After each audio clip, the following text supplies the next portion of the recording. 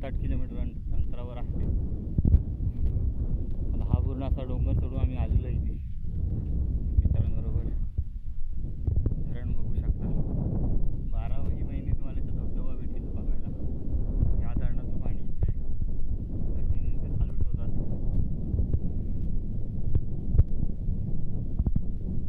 इकडे वरती गाडी येत नाही.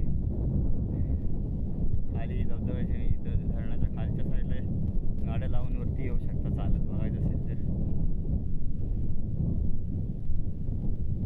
किंवा इथे हेलिकॉप्टर उतरवू शकता तुम्ही. इथे जागा भरपूर आहे.